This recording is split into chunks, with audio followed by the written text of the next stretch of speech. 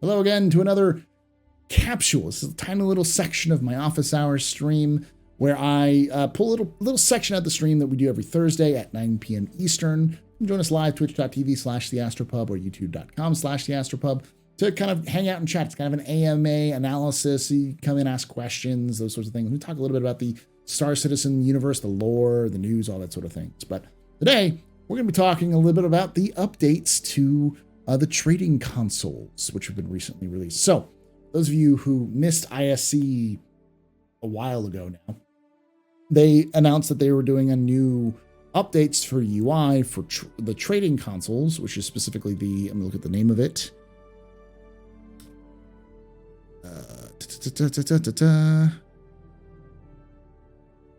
It's like the trading, I think it's just a trading console. So you're going to have this access to this console, which will allow you to load your ships. And a lot of people were upset by the work in progress. They didn't like it or whatever. So Stormknife-CIG created a thread where he broke down and got some approval to show some more concepts so we get to see a little bit better. And I wanted to walk through what he said and also what the different images they are and kind of what we can pull out from them. So take a look at that. So this is on the link. I'll have the link in the description. So if you want to follow yourself, make sure to read through this. Wanted to give some quick additional info that I left out of the ISC episode. I've gotten the thumbs up to post some early concept images from when the design on this UI first started, which should hopefully give an idea of where we're generally heading. They are attached below. My apologies for both the gray box visuals. I think it's as rough. Think of this as a rough sketches on a napkin while we explored designs, not actual art concepts. And how much I've had to redact. There are some portions which show unimproved designs. Some of you have already partially guessed this, but the ship in the middle indeed is intended for displaying cargo loading. In addition, underneath the ship of space, we have reserved for handling loading data and details. We felt this visual was important for future features that we've talked about in the past broadcasts, such as NPC loading, mass distribution, impacting your flying, and cargo that impacts other cargo. Don't put radioactive things next to plants and such. What the hell, Ben? Weren't these in the ISC concepts you showed? The concepts we showed on ISC are representative of what we're working on putting in the game for 3.18. But we tweak and improve once we've gotten working prototype. These things that we, and a fair amount of confidence, expect to be able to do at the time we have. Unexpected development snags are always a possibility. The items shown in these early concepts were cut from this release due to lack of developer bandwidth. So effectively, what we're getting on ISC is the first version of this, and eventually they'll go back and add more of these things in the future. The ship loading visual, for example, was cut months ago, barely a week into the concept phase. The conversation boiled down to, we think this is very important and we'll take this UI from okay to good. Agreed, how long will it take? It will delay persistent streaming and every feature dependent on it by at least an additional couple of months. No. Yeah, we figured. That's a great example of how CIG works as well, because a lot of people don't realize that every concept, every aspect that they add to the game is going to delay other features if it's, it has to take more time. So the question is, what needs to be cut? And so this is what they're doing right here is the bare bones version of what they need to do. So think of the version that we're getting for 3.18 as version 1 of the trade consoles. There were similar cuts due to time and priority, such as displaying price/supply history when you expand a commodity. Building blocks doesn't support the necessary graphs natively, and we don't record that data yet. Displaying other locations will buy and sell. The team has been pushing to make dedicated mobiGlas app for this for years. And loading timers, generally engineering bandwidth. They've designed, but sadly, the team doesn't have the headcount or dependencies from other teams to action them right now. We explored ways to scale the implementation time down. See the image of the wireframe view of the Caterpillar and the simplified cargo bay visuals below, or replace the ship temporarily, showing the commodity you have selected, like you mentioned. Nothing quite fit the schedule. To give you an idea, we're having to steal an engineer from another team for this interface. and we only really get him for about 20 days. To be 100% clear, these additional features are still planned. The team is just balancing work on various features and intends to return to this. We need to update the kiosk for cargo refactor anyway, and we took the opportunity to squeeze as many immediately impactful improvements showing commodities that are currently hidden in the kiosk, displaying demand, etc. Kiosks, trade kiosks, that's what it's called. Ugh, I was just thinking. As we could fit in the schedule without temporary work that we would need to return to later. Too long didn't read. The ship or storage locker or backpack in the middle is intended for future functionality as it's a bit awkward right now that 1/3 of the screen is taken up temporarily by temporarily irrelevant objects, but we had to cut some pieces of the design that would otherwise fill space while the team is spread a bit thin on features.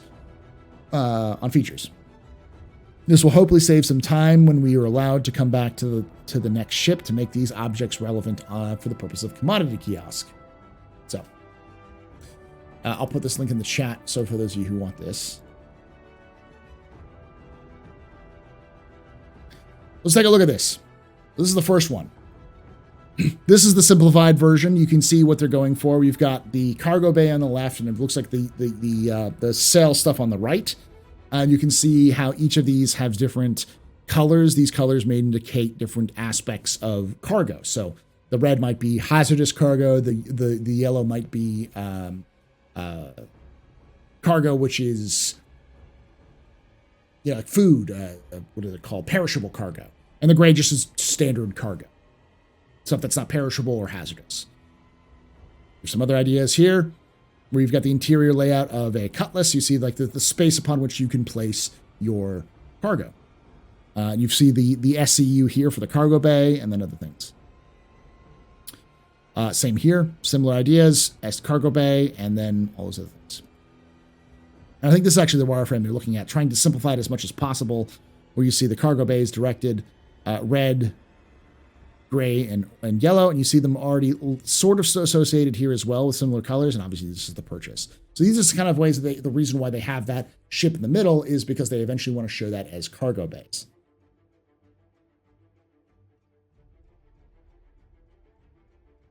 Yeah, and as chat's pointing out, compare this, add this to the insane images of the cargo bay from the Banu Merchantman from the ISE, and you can kind of see why you need something like this for loading and unloading. This is the one that I actually got drawn to a little bit more because it has a little bit more detail, which is interesting. We see cargo transfer and mass distribution.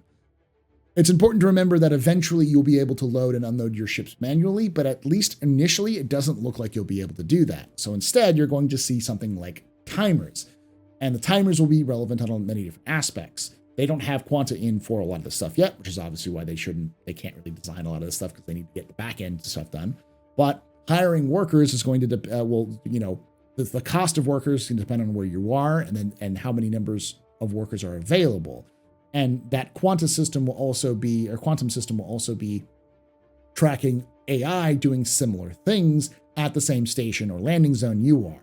So you've got a bit of a competitive edge there where you can pay for more workers, but there may be a limited number of workers, and so and the prices may increase because the workers are more in demand.